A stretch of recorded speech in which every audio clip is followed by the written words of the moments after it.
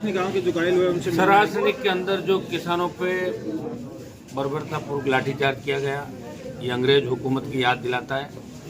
और हमारे 50 किसान घायल हुए। पुलिस डर के मारे कई लोग इलाज कराने अस्पताल नहीं आए और 12-15 के लगभग यहाँ एडमिट है। 5 दिन से इनका स्वास्थ्य परीक्षण चल रहा है। मैंने खुद व्यक्तिगत इनसे मुलाकात की।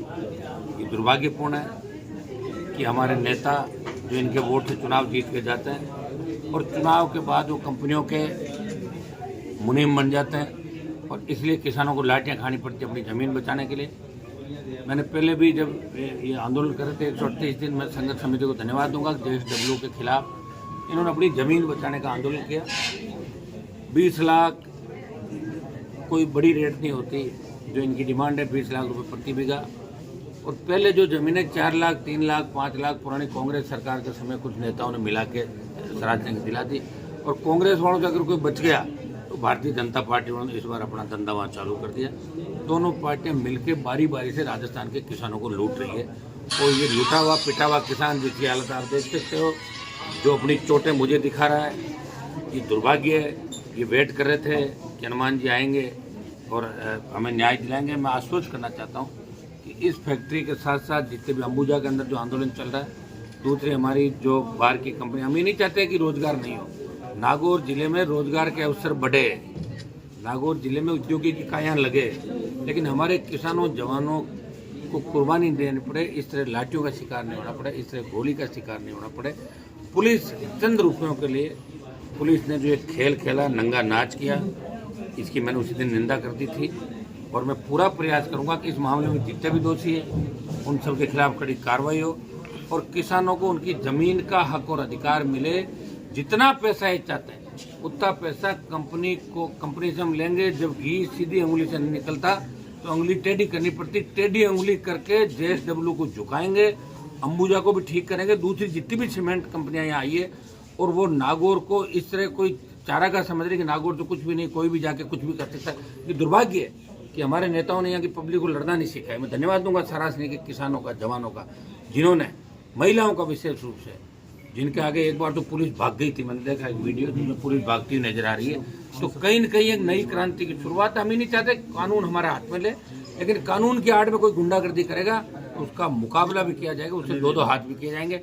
और मैं आज डिस्चार्ज होने के बाद अभी डीसा की मीटिंग है, उसके बाद शाम को सुबह हम पूरी इनके साथ बैठ कर, चूँकि इनका समझौता तो खत्म हो गया।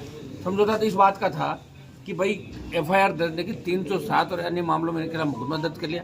इनकी MLC बड़ी मुश्किल से हुई। इनका अभी तक FIR लॉन्च नहीं की गई। FIR देना हर आदमी का लोकतंत्र में अधिकार है, चाहे वो FIR लगे चालान हो, लेकिन FIR कोई भी दर्ज करा सकता। हम लोगों के खिलाफ भी FIR होती है, मुख्यमंत्री के खिलाफ होती है, प्रधानमंत्री के खिलाफ होती है। ये दुर्भाग्य है कि इस तरह हमारे शेड्यूल कास्ट के भाइयों का, महिलाओं का, किसानों का, दूसरे तमाम जो सर्व समाज थे, जो उस गांव की जमीन को बचाने के लिए, हमारी नई पीढ़ी को बचाने के लिए वो लड़ाई लड़ रहे थे। और ये हिंदुस्तान में लड़ाई कोई नई नहीं लड़ी, लड़ाई पहले भी हमारे बुजुर्गों ने लड़ी थी। अंग्रेजों के खिलाफ लड़ी, सामंती ताकतों के खिलाफ, जागीरदारों के खिलाफ जंग हुई थी, कई लोगों ने कुर्बानियाँ दी। और अब लग रहा है कि वो वक्त आ गया तो कांग्रेस BJP ने हाथ मिला लिया। अब सुनने वाला कोई नहीं है। किसान को लगता है कि नीचे जमीन और ऊपर आसमान है। ऐसी स्थिति में मैं आश्वस्त करता हूँ इनको कि मैं आपका सांसद हूँ, मैं यहाँ बैठा हूँ, जब तक मैं हूँ आप निश्चिंत रहें। थोड़ी बहुत तकलीफ जरूर हो सकती है, मैं तो खुद ही तकलीफों में गुजरा हूँ 25 साल से। आपने देखा सत्ता का सुख छोड़ के, सत्ता को ठोकर मार के इस राजस्थान का सम्मान देश में बढ़ाया। और मेरे इलाके के अंदर अगर इस तरह की गुंडागर्दी हुई तो मुझे इस बात का अंदर से बहुत बड़ा रोष है और वो जल्दी आपको सड़कों पर नजर आएगा। आगामी 2-4-5 दिनों के अंदर उन तमाम अधिकारियों का इलाज करेंगे जिन्होंने इस लाठीचार्ज के अंदर भूमिका निभाई। दोबारा से लाठीचार्ज करने से पहले 1000 बार सोचेंगे कि किसी किसान के बेटे पे, महिला पे और दलित पे हाथ नहीं उठाएं और लाठी नहीं चलाएं। आप बताएं किनका जो जुडिक्शन है, कौन जाके लाठियाँ चला रहा है। मामला तो जाइल रोड का, सदर के SHO जा रहे हैं, कोई दूसरे जा रहे हैं। तो ये जो दलाली का खेल नागौर में चला, दलाली के खेल को भी खत्म करेंगे। मैंने आपको एक ही बात कह दी, यहाँ नागौर जिसमें कोई घोर नहीं, 70 साल से घोर नहीं किया। आप देखिए जो सड़क हॉस्पिटल के सामने बनी है, दिल्ली के पैसों की सड़क है, लेकिन चंद उस समय के यहाँ के नेता लोग मिलकर सड़कों में तोड़वाने की कोशिश कर रहा हूँ। मैं चाह रहा हूँ पूरी तोड़ के बनाए। ठेकेदार गुंडागर्दी करके चला गया। मेडिकल कॉलेज को बनाने में किस तरह का उपयोग कर रहे थे, हमने रोका, सही काम चालू कराया। आज भी हालात क्या, जेल के अंदर अपन बैठे हैं, कभी छत गिर जाती है, कभी कोई दूसरे मामले हो जाते हैं, तो ये दुर्भाग्य है। और इसमें सबसे बड़ी भूमिका जनप्रतिनिधि की होती है। अगर जनप्रतिनिधि आपका मजबूत होगा तभी काम होगा। और जनप्रतिनिधि जीत के चला जाएगा या कोई अनपढ़ होगा जिसको कुछ पता ही नहीं है, वो व्यक्ति आपकी आवाज़ को नहीं उठा सकते। वो पीछे लाइन लगा खड़े रहेंगे। हाँ, मौकाण वो कर सकता है, किसी की शादी में जा सकता है, ये काम वो कर सकता है, आपकी आवाज़ और लड़ाई नहीं लड़ सकते। तो भाइयों तैयार हो जाओ, लड़ने का वक्त आ गया। जिस नागौर का दबदबा पूरे देश के अंदर एक ज़माने में था, मैंने जो सुना है सुनो, बाकी मैंने तो दबदबा नागौर का पूरे देश के अंदर वहाँ जब गया तो किसानों को तकलीफ पड़ी। मोदी अमित शाह की सत्ता को ठोकर मार के इस हाईवे को पहली बार जाम किया। 52 से लेके आज तक ये जो शाहजहाँपुर का बॉर्डर था। और आज भी हनुमान बेनीवाल किसान और जवान के लिए आरएलपी का जो गठन किया, मैंने कहा मेरी पार्टी रहे या नहीं रहे, लेकिन जवान किसान का सम्मान इस देश के अंदर रहना चाहिए। मैंने सम्मान बढ़ाया इस जिले का, उस राजस्थान का सम्मान बढ़ाया, मेरी कौम के साथ साथ किसान का सम्मान बढ़ाया, दलित का बढ़ाया, महिला अत्याचारों के खिलाफ लड़ाइयाँ लड़ी। और बहुत से उदाहरण आपको 20 साल के अंदर मिलेंगे। अब वक्त आ गया कि हमें एकजुट होकर हमारी ज़मीनों को बचाना होगा। अगर यही स्थिति रही तो आने वाले समय के अंदर किसी के पास कोई ज़मीन नहीं बचेगी और सारे बेरोजगार बेघर हो जाएंगे।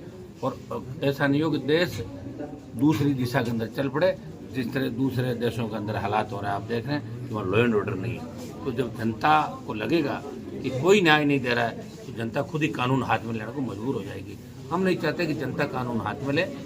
सरकार को सोचना होगा, प्रदेश की सरकार को, देश की सरकार को, और विपक्ष में बैठी उस कांग्रेस पार्टी को जो बार बार ये कह रही है, बयान दे रही है पेपर लीक। अरे किसने कराया पेपर लीक, सबको पता है। और इन्होंने कह दिया कुछ नहीं हुआ। मिला जुली का खेल जो राजस्थान के अंदर चला, ऐसा ही बढ़ते चलेंगे। तमाम जो मुद्दे हैं इनको हम समय समय पर हर प्लेटफार्म पर उठा रहे और आगे भी बड़ी लड़ाई लड़ेंगे। सरासनी के, हरीमा के, बधाना के पैसा कम भी मिला है तो उनको भी 20 लाख प्रति रुपये बीघा से जमीन का मुआवजा दिलाएंगे।